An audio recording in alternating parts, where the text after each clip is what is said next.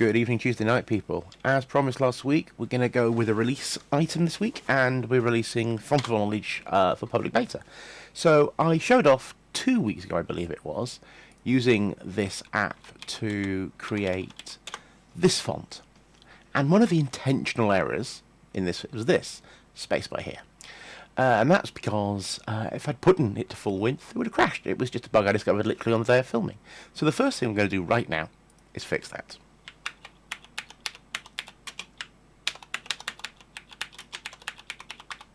And there we go.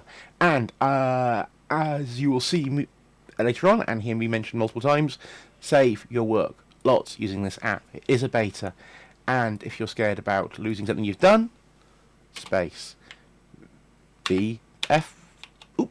And you saw it by there, just there, I hit the F and it didn't type, because that's another bug, is the typing in this version is a little bit off, and we'll have that fixed for the next version. But I have loaded up the work where we finished it off 2 weeks ago, and I'm going to show you where we stand today. So first of all, we have the ability to import other tile sets. And I'm going to do that first right here and now. And I'll import some ASCII UDGs, and one of the fonts by Damien Gard from his amazing website is the Cinema font, which I used inside of the QE text editor. And there it is, and I've just loaded it in, and you can see how easy it is to overwrite a font you've got. I'm going to go, I just saved, that was very silly of me. See, already I just corrupted a file there. But thankfully, because I was in a different directory, I didn't corrupt my original work. But had I done, I'd have corrupted that file right at home right now. But we'll go back to this one here. And we'll go save as. And I just corrupted something else. See, it's that easy. So save your work often, and be careful when you're saving work. That's one of the other bugs in this feature, is we have no overwrite confirmation. And I'm putting these things right out there, right up front, so you guys know what you're getting into. But we do have some onboard tutorial that will take you through the application. So hopefully you won't be completely lost using this application for the first time. It talks about file formats and a few other bits and bobs. Important things are the character picker, which you pick the character you're editing, previewing and the bits that make up those previews, and the character drawer. Some of the bits and bobs that aren't covered in this tutorial are how you edit the palette, so this area at the bottom here, and how you make edits to this. That's not covered in the tutorial, so I'm going to show you those right now. Just skip the little message there, save early, save often. If you want to read all those things, go back and pause the video. I'm not going to talk you through written words on the screen. It's not that kind of presentation. So one of the things I did was I made some various palettes last time and didn't really explain them. So we're going to duplicate the default one by pressing copy. I'm going to click on it, and then I'm going to edit it. And I'm going to make a new palette, and this palette's going to be called Zaliel. And anyone who knows me know I have a very particular set of colours that I use for most of the things that I do. I'm a big fan of the purple. Always have been. Apparently it was a sign of being mad. The day is the hearsay stories. That's not actually true, but it's more a sign of disrespect to regality. Anyway, so I'm just making here a very quick purple sort of blended palette, as you can see. And I'll pick a highlight colour of nice salmon pink, and there we go. I just made a new color system for it.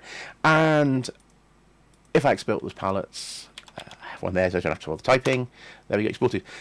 As explained in the tutorial, the first entry of every palette is always blank, so if I click on this and I draw with it, I am drawing blankness. If I click on that and draw with it, I draw back. The numbers in here, as mentioned in the tutorial, are indicating of shortcut keys, so hopefully you can hear me typing. And as I press the button, I skip between them all. Number 1, erase. Number 1 being the same as the right mouse button click. So I can press with the left mouse button and do that. Or I can pick a different colour there. I pressed Y, and I can pick with the right mouse button and do that. And I'll just fill those things back in for now. So the whole point here is these are 16 colour palettes for 4-bit fonts, layer 3 fonts. But it's not my job to explain this to you right now. Just give me a quick tour of the application.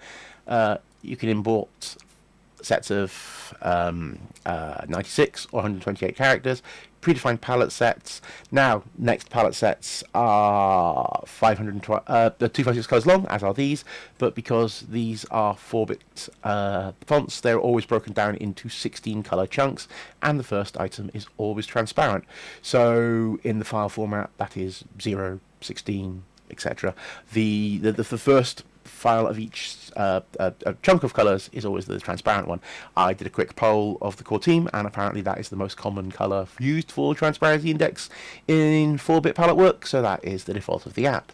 Anyway, this app is currently available for download on the Stale Pixels GitHub, and there's a link to it in the beta testing channel on Discord, and I will put a link down below in the doobly-doo, to quote one of my favourite YouTubers and Twitch streamers.